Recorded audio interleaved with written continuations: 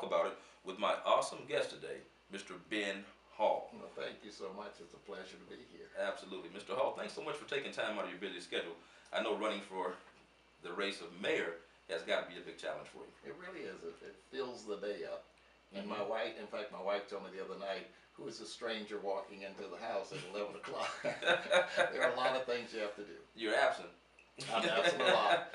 And my son told my wife, said, look, don't kiss the stranger anymore until he identifies himself. Well, that's that when you're about to fill the shoes that you're about to fill, it's a big responsibility. It is.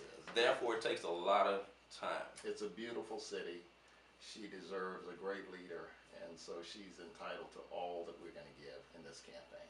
Yes, yes. Now I know some of the things that you're focusing on with the campaign is certainly the elderly. Well, both of my parents passed away within the last 5 years.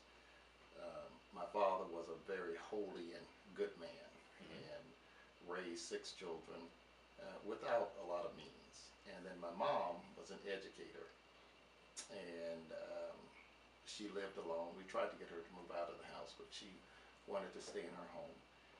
And as a result, she was very frightened, very vulnerable. Right.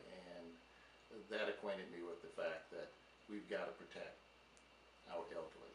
They've given so much to us. Right. And then for my mother to be sheltering in a house, scared in a corner, and putting pillows underneath a blanket to try and masquerade that someone else lived in the house with her was really too much for me to bear. And so after crying a spell, I decided that I would be committed as a public servant to, one, make sure criminals understand we're not going to be afraid of them anymore. Right. They need to be afraid of us. And number 2, we're going to throw as much resource as possible to protect our neighborhoods. And one of the commitments I made Yes. was to live in neighborhoods that are crime-ridden. As the mayor of the city, I believe that if I move into the neighborhood, I bring all the resources of the city for at least that period of time to run the criminal element out. My wife tells me she's not going to go with me. You might have to go that one alone. But I'm willing to do that. Right. I'm willing to do that. Right. I won't come alone. Mm-hmm. I'm bringing the police with me. Right. And so, but I think that if the proposition is you pay your taxes, you deserve then to be protected in your property. Absolutely. And so the message to criminals is going to be, we're going to take back our properties. We're going to take back our neighborhoods. You're unwelcome in Houston, Texas. And if it requires the mayor to actually live for a spell in the neighborhoods where crime is rampant, I'm willing to do that. And you know what? I commend you for that. Because so often we see city officials and people that are in government positions that don't actually live in the communities to really feel the pulse of what's happening and taking place. And I think in order for you to be sensitive to the citizens of Houston, you have to feel the pulse. Yeah. And I think that's excellent. I think that's excellent. In fact, you're right on a point that I like to stress, and that is, I want to be a mayor of the people, from the people, by the people, so that my power comes from the people, not from the position. Right. I want them to know that they have a voice in the mayor's chair, that I'm not lording over anyone. I literally am going to be a servant for everyone. That is fantastic. And that's what Houston needs. I thank God for at least the opportunity to apply for that position. Absolutely. And we're going to give the voters a clear choice about the future of the city. And that's what I think this election is about. It's about the future of the city, Right. not just simply holding a position. If it's just about having a title, I don't need that. Right. I really feel pretty good about myself. I feel good about what God has done for me. But if the task is just to give the voters a choice between a better future, or as opposed to just someone saying, I want to hold on to my seat 2 more years, that seems to me an easy choice for the voter. The voter should come up and say, who has the better vision for this city going forward, as opposed to who simply wants to stay in an elected position 2 more years. Right, right. I think that one of the things for me, as I look at the city of Houston, one of the things that's important to me is education. And I think that if we have a better education system, it also cuts down on crime. Yeah. As I see it. What's your stand on the education for the city of Houston? Well, I refuse to remain silent as the mayor on education in Houston. Right now, there seems to be this false distinction that there's a Houston Independent School District and then there's the mayor's office, and the twain do not meet. That's a false separation. I believe that if you're the mayor of the city of Houston, you have to demand the very best education that any student could ever obtain. And so I intend to use the mayor's office as a bully pulpit to require that our students, our children, our residents have available to them the very best education possible. I do that for a number of reasons. One, the taxpayers and the children deserve it. Absolutely. Two, it takes away from the city when people say, I don't want to live inside the city of Houston because they have a poor educational system. You can hear the refrain, I want to be in Spring Branch Independent School District, Cy-Fair Independent School District, right. But they don't want to be inside Houston because of HISD. That has to change, and it will change under a Hall administration. And then the third is, it affects property values. People who are buying property or buying homes inside the city are choosing to say, if it's in HISD or Independent School District, they're paying less for the property than if it's in Spring Branch. I just sold a piece of property here in Houston, and one of the detractions was, hey, it's in HISD. Really? That ought not be. Absolutely. We lost about $200,000 in that sale. Wow. Simply because people did not believe HISD was as good as Spring Branch. That has to change. We're paying a tremendous amount of tax dollars, and we deserve better education and the delivery of education to our students. I intend, as the mayor of the city, to make sure that every effort is given to improve that. Fantastic, fantastic. You know, another issue that I think is very important is homelessness in the city of Houston. And I know that over the recent years, some laws have been changed as it relates to the homeless. A lot of the churches was actually going out to feed the homeless, and then I noticed that that changed because some certain laws were passed where people could not no longer go out and just help the homeless without having some type of certification or things or something to that effect. How do you feel about that? Well, when you don't have a vision for the city, you start passing these meddlesome ordinances like food ordinances and dealing with food carts like the present administration. I think that's just working at the shallow end of what policy should be about in the city. So I'm not for those kind of policies that are punitive on people who, out of the goodness of their hearts, out of charitable means, simply want to help those that are in need. So right. I'm not partial to any of those laws that have been enforced or put on the books by the present administration. Okay. And the voters will have a choice on that. But you ask a far weightier question, and that is, what do we do with those that are homeless? First, I approach that equation by saying, this is a human being. Right. And but for the grace of God, there go I. I mean, literally. I've lived one paycheck to one paycheck. Okay. Right? So you know what it's like. Yeah, I know exactly what it's like. In fact, I've gone from no paycheck to no paycheck. Okay. When I was in law school with my wife, the variety of our meals was, one day we had beans and weenies, and then the next day we had weenies and beans. I mean, that's the kind of variety. You mixed it up a little bit. Yeah, we mixed it up just switch the words around a little bit. And you know, I used to eat pig's feet and rice and cabbage because that was a meal I could eat for $2. And Okay. my wife and I would prepare that on Sunday and eat it throughout the entire week until the next Wow. Sunday. So I'm fully aware of this, but the point is, not to tell the Ben Hall story, the point is, I'm acquainted with the reality of financial stress. Right. And so we need to make sure that we can offer some amenities and some accommodations to those who choose to get off of the streets. I believe that there is a way to do that without an inordinate amount of expense to the taxpayer. We have abandoned and unused schools right now Right. that HISD is closing down or Houston Community College is not using. Okay. Just the taxpayers have already paid for that. Right. And you know what? I want us to talk about that a little bit further Okay. when we come back with more of Let's Talk About It with Mr. Ben Hall. Hello and welcome back to Let's Talk About It. My guest today is Mr. Ben Hall. Mr. Hall, welcome back to the show. Ferrell, thank you so much. It's an honor to be here. Thank you so much. You know, I wanted to touch bases on something that we talked about a moment ago. When you were talking about your wife and yourself when you were in your early stages of your relationship and your marriage, having to have beans and weenies, and Franks, as you put it. I think it's important that the people in the city of Houston know the type of background that you've had. When we can relate to someone who has gone through different things. That way we know that you're sensitive to what's happening with us. Sure. When we talk about poverty and struggle, and our social economic background, that so often lends itself to more poverty. You know, I wanted to ask you, what's your plan for the social economic increase for the city of Houston? Sure. Let's go back and talk about my footprint in life, because that really dictates who I am right now. I grew up in Columbia, South Carolina. I was born in 1956. It was a segregated South. Mm-hmm. In fact, I've heard this story that when I was born, my mother tried to go through the front door of Lawrence County General Hospital, but because she was black, she was told she had to go to the back, and that as she was coming down the stairs, I was a little insistent on coming, and I dropped out there on the grass, and then still they picked me up and took me through the back door along with my mother. That's the South I grew up in. Mm-hmm. We were very poor. Both of my parents were educators, but we would have 6 children and 1 chicken.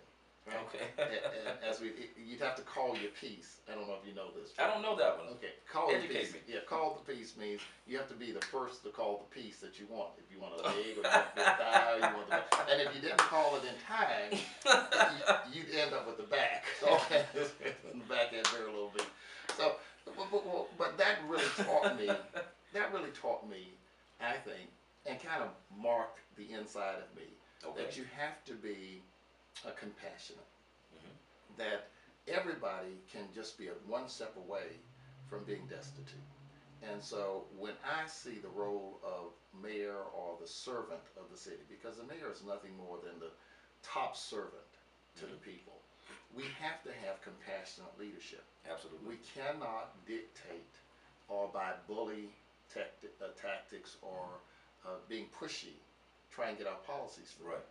We're dealing with human beings who aspire to pursue happiness, which is a third declaration that we say is inalienable, that we have life, liberty, but we also say this is inalienable, the pursuit of happiness. Right. My God, that is such a profound statement, that is inalienable, that we should strive to be happy. Yes. So, as the mayor, I see it as the prerogative and the duty to create an environment where everyone has economic advantage, economic participation, full participation, so that they can pursue happiness, right? So that has to be something that we focus on. Right now, government seems to shrink down to only life and liberty. It's your property, or we put you in jail. We either keep the criminals off the street, or we put you in jail. Mm-hmm. There's so much more the government has to protect, and that is the pursuit of happiness. So job creation is fundamental to that. In a capitalistic society like ours, if you don't have money, people kind of devalue you. Absolutely. So we've got to make, we have to create opportunities. And in that regard, I think the present administration is wrong in the way that she is going about economic development. She thinks that economic development in the city is to be derived from raising taxes, assessing drainage fees, raising licenses and permits. Right. That's a dead-end economic journey.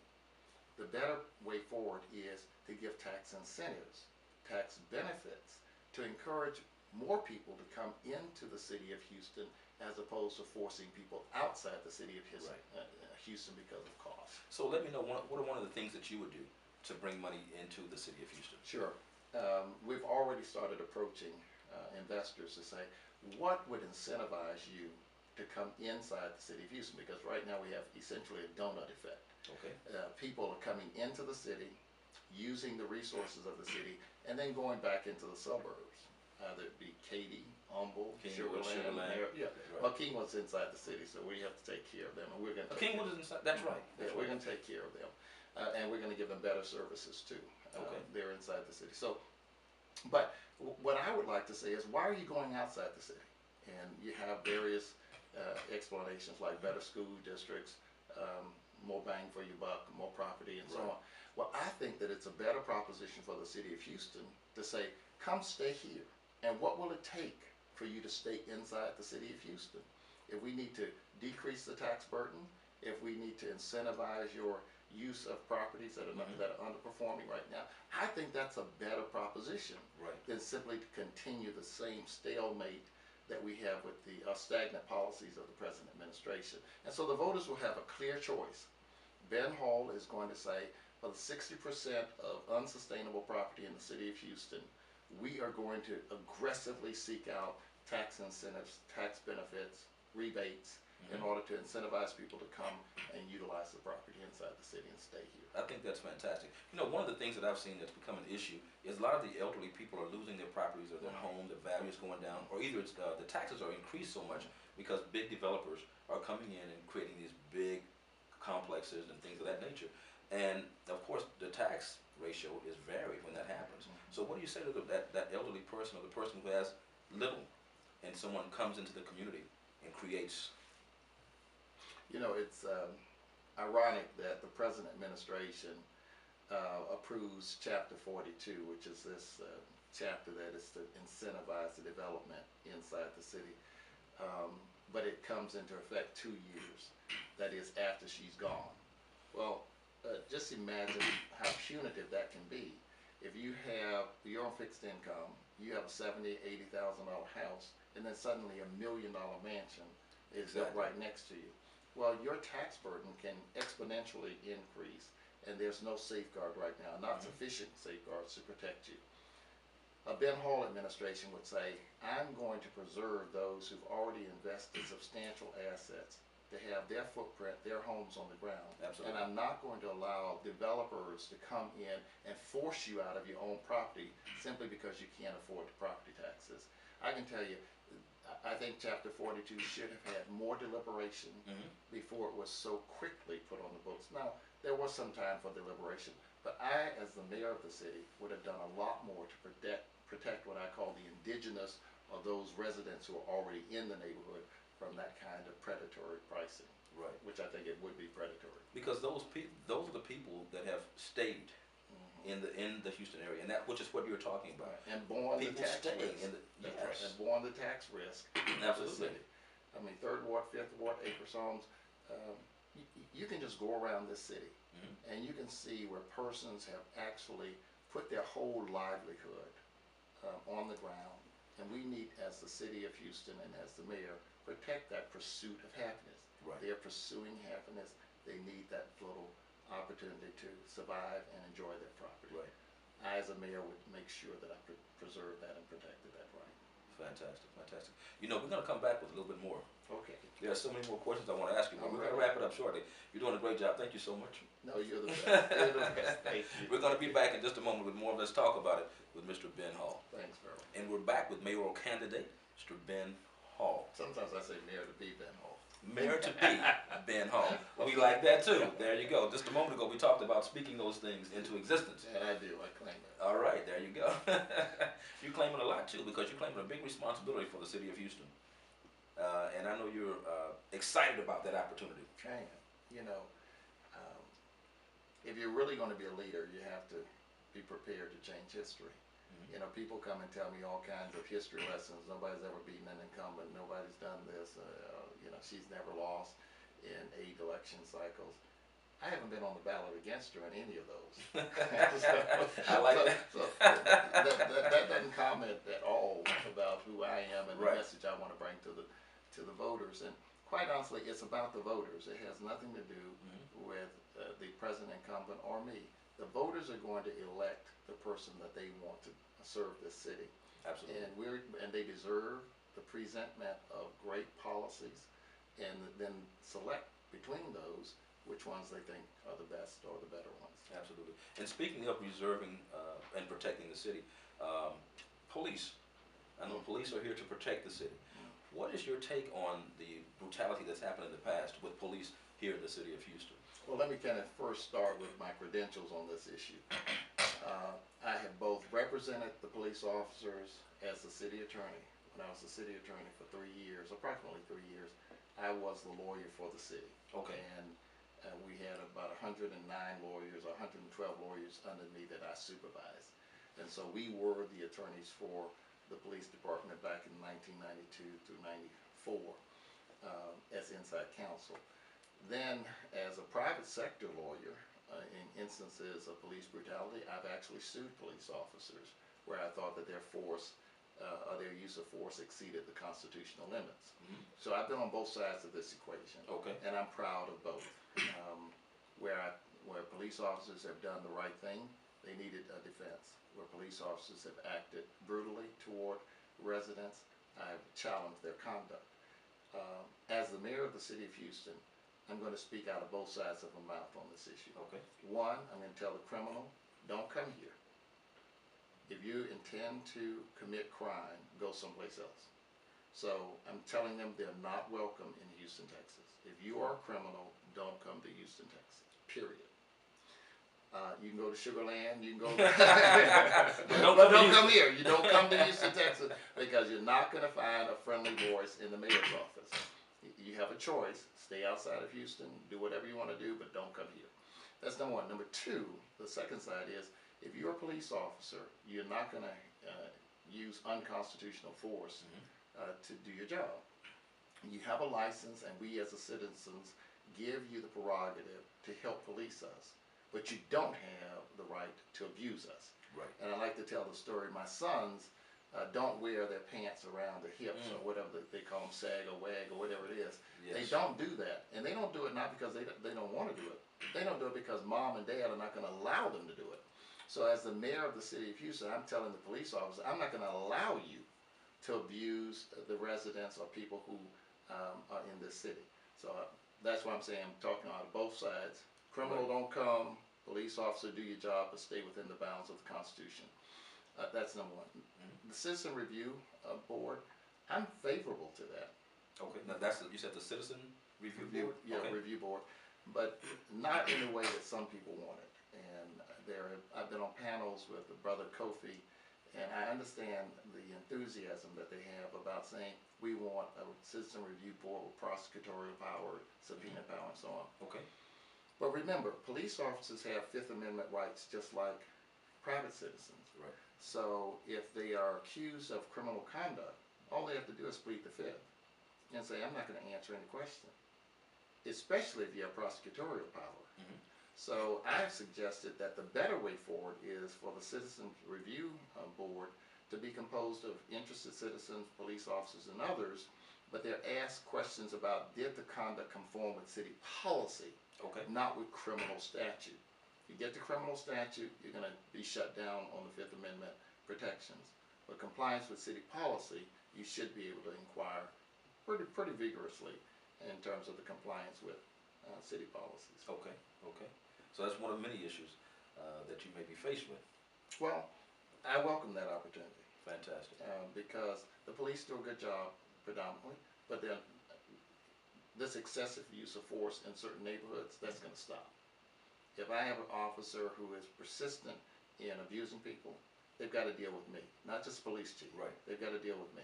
And one of the things that's important for me as a citizen is feeling protected by the police and not feeling like I might have the possibility of something bad being done to me or brutality of any sort. So we should be happy when they arrive, not scared when they arrive. Exactly.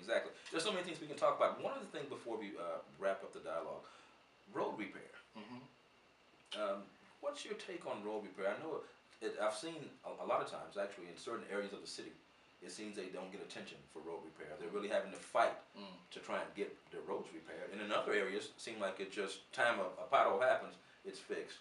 What's your take on that? What's your thought? Well, there are multiple layers of discourse on this issue. Let me talk with the obvious. One is the public works complaint-driven system of road repairs. Basically, the public works department takes a position where they're getting the predominant number of complaints. That's where they're going to first repair the roads. Well, some historical communities don't complain. Okay. And as a result, they have deteriorating roads that they feel like they have to tolerate, and they're not getting the attention. Whereas people who might be downtown may complain more, and as a result, the resources are directed that way. That policy needs to change. And now I know that they also talk about the aging of roadways and so on, but I think there's a better way forward on road repairs. And one of the things that we've already talked about on the campaign trail is, I believe if you have a cellular phone, you take a picture of a pothole, that's all you do. it will be immediately sent back on our app to Public Works. It'll be located, you know where Wow. it is, all this 311 calling and so on, you don't have to do that. Just take the picture in the app that we're creating, and it goes straight to Public Works. So that itself is repeatedly telling Public Works there's a problem here. Wow. Right? Number two, we're using old technology for road repairs. And I understand the reason, because some of the existing companies already have their equipment designed to use the old technology. Okay. But there are such new technologies that we can use, like epoxy hole repairs, that where the aggregate is held together by an epoxy as opposed to this tar and Okay.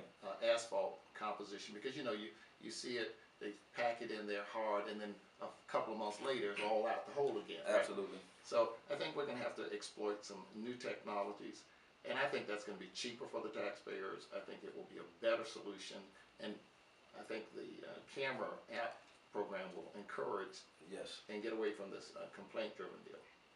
I think that's very important. So when you have your rims torn up, take a picture. Really, and send it in, right? You know what? It'll automatically go in.